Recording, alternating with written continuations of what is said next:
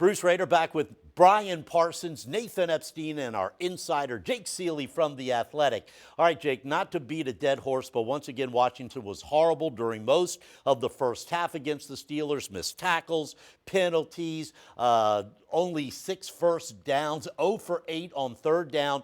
More penalty yards than rushing yards. Is this a coaching thing? I think it is. This goes back to Rivera's days with the Panthers. And it's widely known that a lot of coaches in the NFL go out there and already script. That means that they have the plays first, second, third down. Sometimes if they have 5, 6 plays, they have them all planned out because they want to see specific formations, how the defense is going to attack them, how they're going to measure up. And I think that Rivera just maybe goes deeper into games with that, and maybe he sticks too much to his plan. The weird thing is with Rivera, he's one of the better in-game adjusters because you just saw it against the Steelers, how good they played in the second half and ended up winning that game. So I think the problem, and I don't, I say all that greatness about Rivera to say this because now I'm going to kind of come after him. I'm not saying I know more than Rivera. I will never say that. But on the flip side, I think this is maybe why he doesn't win as much as he should, or why people think he should win more, because maybe he's too locked into what he's planning at the beginning of the game. And teams will come after you for that. If you get behind 14-0, it's going to be hard to even adjust and come back from that. So I think if he's smart, maybe he's saving some for next year, doesn't want to give too much away now, but he's got to do a better job to come out stronger and not be down after the first quarter. And Terry McLaurin, who had only 2 catches for 14 yards. Obviously, teams are working hard to keep him from making the big plays.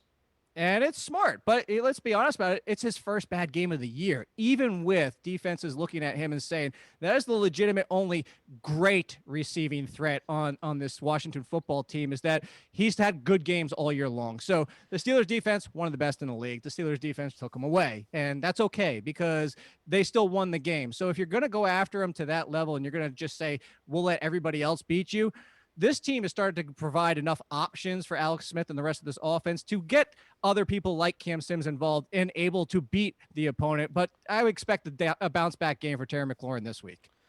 Well, like you said, Sims, McKissick, and now Logan Thomas, they're going to get more balls thrown their way. Absolutely. And with no Antonio Gibson, I think that McKissick's not only going to get even more volume this week, but some more in the running game. We're going to see some from Peyton Barber. I think that Cam Sims stepping up is big. I still think Steven Sims is a nice number 3, potentially could have been a number 2 this year if not for the missed times. So you have Steven Sims, Cam Sims. You mentioned Logan Thomas, who's turned into lately a top 10 tight end in the league. So all these options just help alleviate some of the pressure that McLaurin's going to see. It gives Alex Smith more options for his efficiency and just kind of working his way down the field and not have to aggressively go after McLaurin and potentially get a turnover for it. So the more options you have is only better for the team and Alex Smith. So you want to double cover Terry McLaurin? That's fine. Alex Smith's shown he can go to other people. All of a sudden, Jake, the Giants beat the Seahawks. Washington beats Pittsburgh. The Giants host the Cardinals and Browns the next couple of weeks after Dallas looked horrible against the Ravens. The Eagles switch quarterbacks. It looks like New York and Washington may now fight it out for the playoff spot. It does look that way. And if you had to get my odds as of today, I'm going to take the Washington team. I'm looking at the schedules, and they both have pretty tough schedules, but I think the Giants is a little bit more difficult. I could see the Washington team going 2-2, maybe even 3-1. But you look at the Giants schedule, and despite how great they're playing, the opponents they're facing, and they just beat the Seahawks, but, Washington just beat Pittsburgh.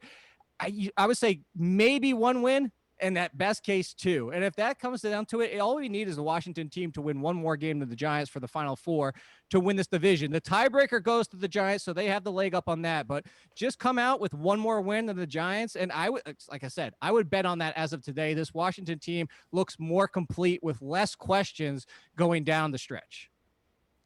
All right, so do you think Washington can beat the 49ers Sunday?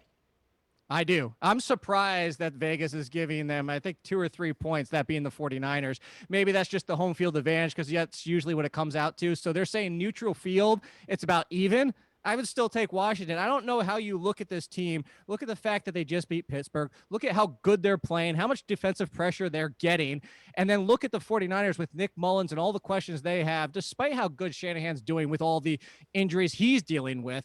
I still don't know how you look at these two teams and don't say Washington's not the better squad. I would take them outright, and I would take them with the points as well.